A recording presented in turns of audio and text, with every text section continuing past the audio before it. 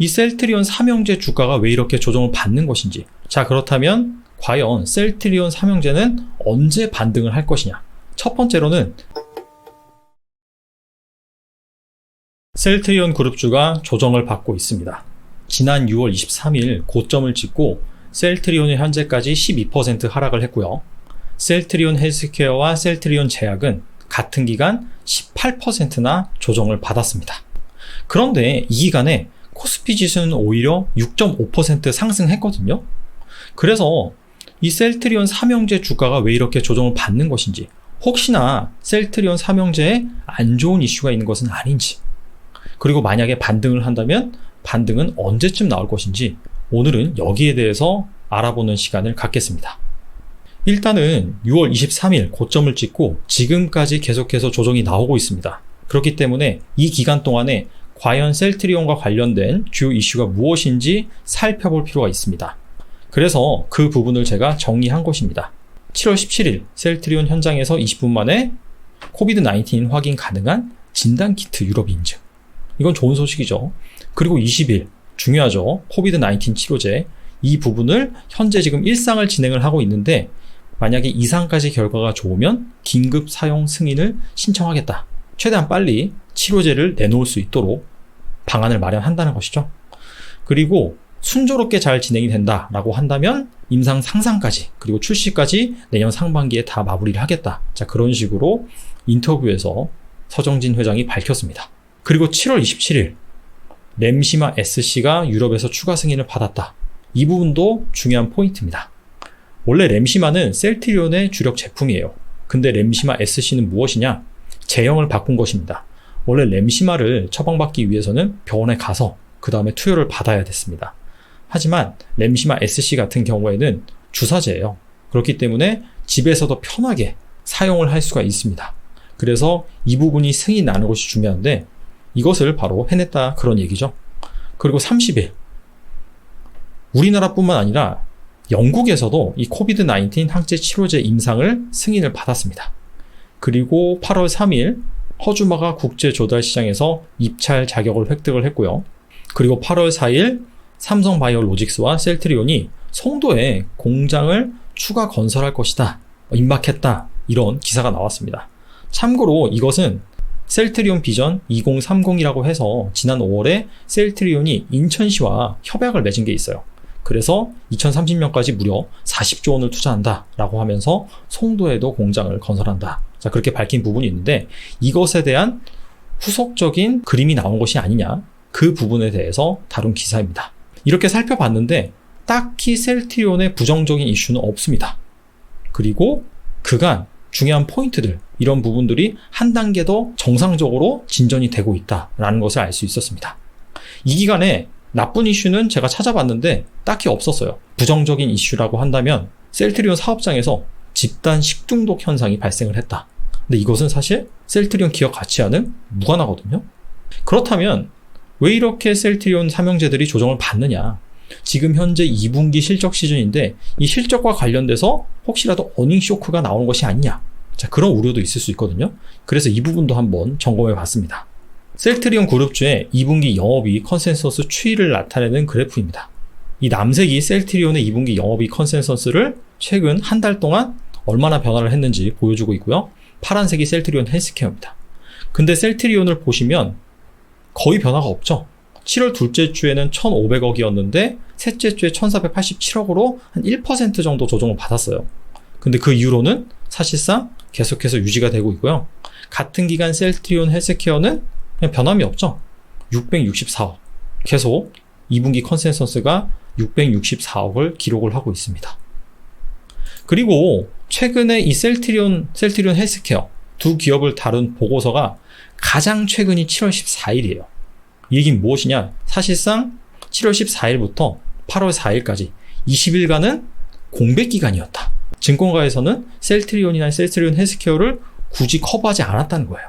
어떻게 보면은 소외가 되어 있었다라고 볼 수도 있겠죠. 그래서 정리를 하면 2분기 실적 우려감 이 부분도 아니고요. 두 번째로는 6월 말부터 지금까지 딱히 부정적인 이슈도 없었습니다. 전반적으로 기존에 진행하고 있던 일이 잘 이루어졌어요. 그런데 왜 이렇게 조정을 받은 것이냐? 주요 바이오시밀러 기업들의 주가 추이입니다. 셀트리온과 셀트리온 헬스케어, 그리고 삼성 바이오로직스입니다. 세 기업의 주가 추이가 비슷합니다. 6월까지는 전반적으로 강세를 보였어요. 특히나 6월에 상당히 많이 올랐죠. 이 양봉을 보면은 6월의 길이가 가장 긴 것을 확인할 수가 있습니다. 그런데 7월부터는 보시다시피 이렇게 조정을 받고 있습니다. 음봉이 나왔죠. 물론 그 음봉의 길이는 조금씩 달라요. 아무래도 덩치가 가장 큰 삼성바이오로직스, 그리고 셀트리온이 소폭 하락을 했고요. 반면에 삼성바이오로직스와 셀트리온에 비해서 덩치가 좀 작고 변동성이 큰 셀트리온 헬스케어가 많이 조정을 받은 것을 확인할 수가 있습니다. 사실 6월까지는 전반적으로 언택트, 바이오 이런 기업들이 많이 올랐어요.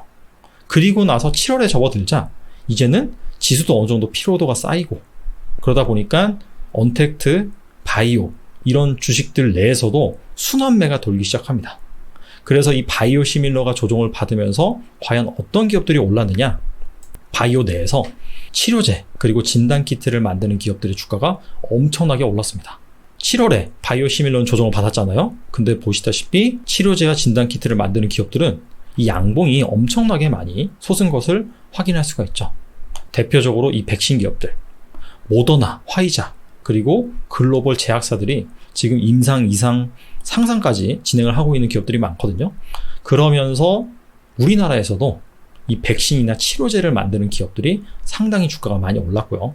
그리고 진단키트 관련주들은 3월 달에는 상당히 많이 올랐었어요. 그런데 4월 달, 5월 달, 6월 달은 그렇게 오르지도 않고 내리지도 않았습니다. 그러다가 7월 달 들어서 진단키트 수출이 2분기에 폭발적으로 늘어나고 실질적으로 실적 가시성이 보이자마자 주가가 또 엄청나게 올랐습니다. 그래서 여기서 알 수 있는 것은 무엇이냐? 섹터 관점에서 순환매를 돌다 보니까 6월까지는 바이오 시밀러가 전반적으로 강세를 보였고 7월 들어와서는 백신 그리고 진단키트 관련주들이 강세를 보이고 있다. 이렇게 정리해 볼 수가 있겠죠. 그렇다면 바이오 시밀러 앞으로의 업황은 어떨 것이냐?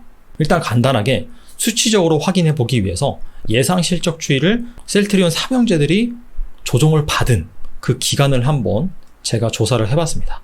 바이오 시밀러 기업의 12개월 포워드 순이익 추이인데요. 참고로 12개월 포워드 순이익이 무엇이냐? 지금으로부터 현재 시점으로부터 12개월 후, 즉 1년 후죠. 그 기준으로 예상 순이익 값을 말합니다. 일반적으로 증권가에서는 예상 순이익, 예상 실적이라고 한다면 지금으로부터 1년 후의 실적, 순이익을 말합니다.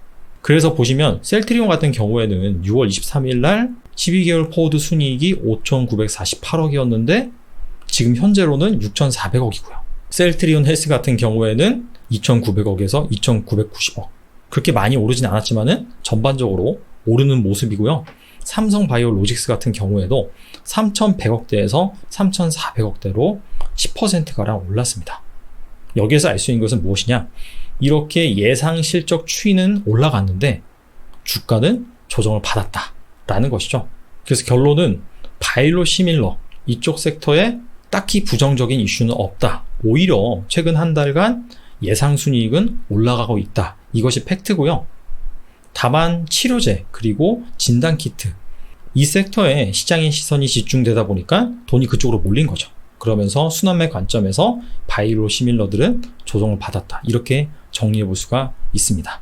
자, 그렇다면 과연 셀트리온 삼형제는 언제 반등을 할 것이냐?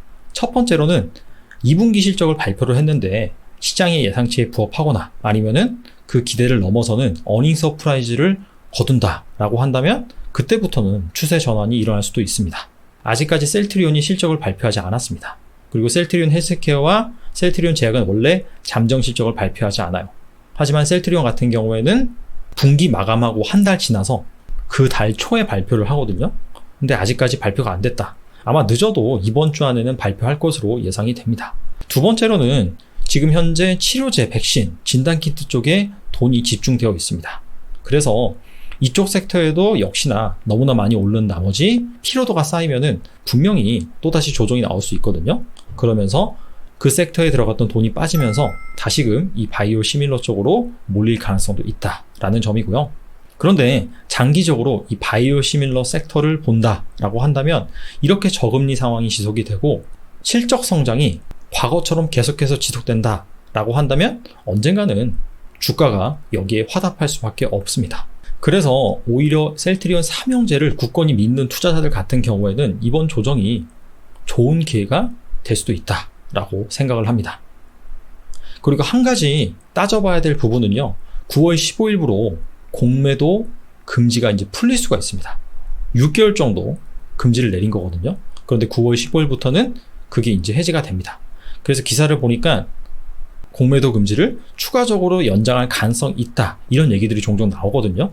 그래서 이 부분을 잘 봐야 됩니다. 왜냐하면 아시다시피 이 바이오 기업들, 여기에 공매도 비중이 상당히 높습니다. 만약에 공매도 금지가 풀린다, 해제된다 라고 한다면 수급적인 이슈로 분명히 부정적일 수도 있다 라는 점을 여러분들이 잘 염두를 해두시고요. 아무튼간에 셀트리온 삼형제들 실적이 잘 나왔으면 하는 바람입니다. 자, 오늘은 여기까지 하겠습니다. 감사합니다.